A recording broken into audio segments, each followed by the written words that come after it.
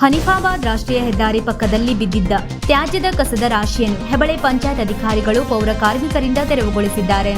ರಾಷ್ಟ್ರೀಯ ಹೆದ್ದಾರಿ ಪಕ್ಕದಲ್ಲೇ ಬೀಳ್ತಿದೆ ರಾಶಿ ರಾಶಿ ಕಸ. ಇದ್ದರೂ ಇಲ್ಲದಂತಿದೆ ಸಿಸಿಟಿವಿ ಕ್ಯಾಮೆರಾ ಪರಿಶೀಲಿಸಿ ಕ್ರಮ ಕೈಗೊಳ್ಳದ ಅಧಿಕಾರಿಗಳು ಎನ್ನುವ ಶೀರ್ಷಿಕೆಯಡಿ ಸುದ್ದಿ ಪ್ರಸಾರವಾದ ಬೆನ್ನಲ್ಲೇ ತಕ್ಷಣ ಸ್ಪಂದಿಸಿದ ಭಟ್ಕಳ ತಹಶೀಲ್ದಾರ್ ನಾಗೇಂದ್ರ ಕೊಳಶೆಟ್ಟಿ ಹೆಬಳೆ ಪಂಚಾಯತ್ ಅಧಿಕಾರಿಗಳಿಗೆ ತೆರವುಗೊಳಿಸಲು ಸೂಚನೆ ನೀಡಿದ್ದರು.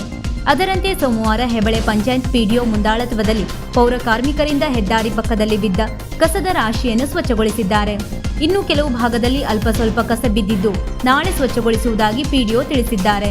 ಈ ಬಗ್ಗೆ ಪ್ರತಿಕ್ರಿಯೆ ನೀಡಿದ ಪಂಚಾಯತ್ ಮಂಜುನಾಥ್ ಗೊಂಡ, ಸದ್ಯ ರಾಷ್ಟ್ರೀಯ ಹೆದ್ದಾರಿ ಪಕ್ಕದಲ್ಲಿ ಬಿದ್ದಿರುವ ಕಸವನ್ನು ತೆರವುಗೊಳಿಸಲಾಗಿದೆ. ಇಲ್ಲಿ ಸಿಸಿಟಿವಿ ಇದ್ದ ಹಿನ್ನೆಲೆಯಲ್ಲಿ ಹಗಲಿನಲ್ಲಿ ಯಾರೂ ಕೂಡ ಕಸ ಎಸೆದು ಹೋಗುತ್ತಿಲ್ಲ. ರಾತ್ರಿ ವೇಳೆಯಲ್ಲಿ ಐಆರ್ಬಿಯಿಂದ ಬೀದಿ ದೀಪ ಹಾಕದೇ ಇರುವುದರಿಂದ ಕಸವನ್ನು ಎಸೆದು ಹೋಗುತ್ತಿದ್ದಾರೆ. ಆದ್ದರಿಂದ ಸಿಸಿಟಿವಿಯಲ್ಲಿ ಯಾರು ಕಸ ಎಸೆದು ಹೋಗುತ್ತಾರೆ ಎಂದು ಸ್ಪಷ್ಟವಾಗಿ ಗೋಚರಿಸುತ್ತಿಲ್ಲ. ಅದಕ್ಕಾಗಿ ಈ ಭಾಗದಲ್ಲಿ ಓರ್ವ ಸಿಬ್ಬಂದಿಯನ್ನು ರಾತ್ರಿ ವೇಳೆ ಕಾಯಲು ಹಾಕಿದ್ದೇನೆ ಹಾಗೂ ಉಳಿದ ಕಸವನ್ನು ಮಂಗಳವಾರ ಸ್ವಚ್ಛಗೊಳಿಸುತ್ತೇನೆ ಎಂದರು.